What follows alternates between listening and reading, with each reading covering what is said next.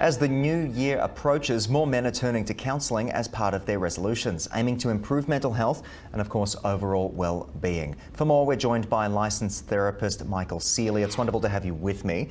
Why have men historically been less likely to seek counselling? Let's get the history of this. Yeah, well, generally speaking, women are more likely to seek out counseling or talk with their friends and their cohort about problems. Men, just socialized, tend to be a little more stoic, a little more reserved. That trend is changing, definitely. I think since the pandemic, we've seen a lot more men seeking out professional help, and there's a lot less stigma attached to it. It can be framed in terms of coaching or wellness coaching or something like that. So more men are seeking out counseling, and it's definitely a good thing, good trend. Yeah, absolutely. So what's driving the increase in men seeking therapy since 2020? What's driving the change, and why are those conversations becoming easier to have, hopefully? Yeah, I think it's really a boomerang effect from the pandemic. I think it was this pressure cooker where a lot of men realized that, there is a lot of stress going on, and it is okay to reach out for help. So really the pandemic was kind of the catalyst, I think, for men seeking more help. And it's just been an upward trend. It's leveled out a little bit, but it's definitely been a big bump up for men seeking counseling.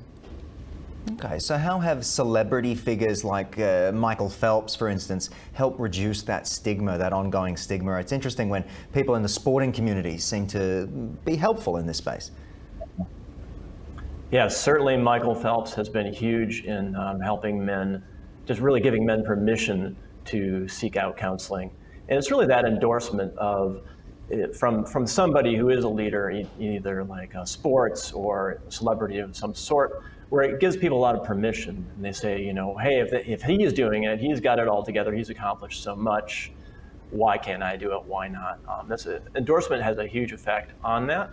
And also he's providing some education around that too. Michael Phelps, along with a lot of other people too, have really stepped forward. A lot of men have stepped forward and say, hey, it's okay to get help. I've gotten it. I've really benefited from myself, and you can too. Yeah, absolutely. So let's talk about the new year. Resolutions tend to be something a lot of people lean into. Why are more men adding therapy, counseling to their New Year's resolutions based on what you and your team are seeing? Yeah, well, what I've seen personally, and just working with clients in psychotherapy, and I also do performance coaching with athletes, is this more holistic approach to health overall. Mental health being tied to physical health and vice versa.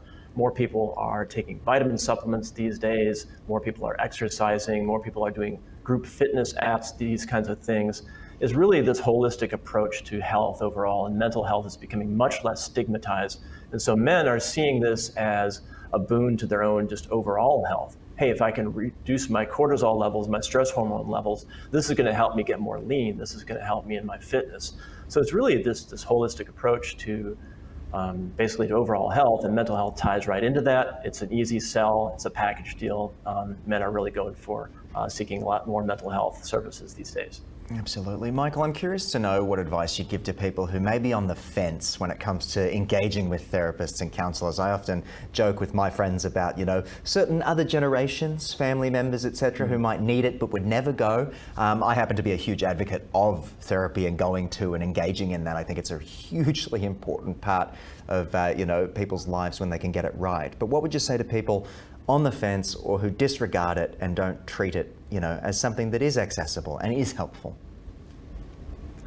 Yeah, people who are on the fence about trying some counseling, I frame it like this. It's like a coach. If you think about it, all the great athletes, you take Michael Jordan, you take all kinds of the top athletes you can think of, they were the best in the world, and they needed a coach. So look at a mental health therapist or a counselor as a coach, and that's really essentially what it is. They're not going to put an agenda on you if they're a good therapist. It's really about checking out just try one session, see if the vibe is right, see if you click, and if you don't, there's plenty of therapists out there. But look at it more as an adjunct to your basically your overall physical health. It's just another service out there. It's like a coach helping you along and improving your life. It's simple as that. Yeah, absolutely. I think that's very well said by you. And of course, you may not get the right person the first time is another piece of advice I will share from personal experience. It may take a little while to audition the correct therapist for you. But Michael, if people want to find out a little bit more about you, where's the best place to connect?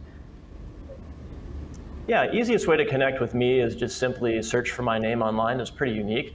MichaelCeely.com is my main website, but you can just search Michael Ceely. My last name is spelled C-E-E-L-Y. Good stuff from you, and thank you again for bringing this important topic to Ticker. My pleasure. Thank you.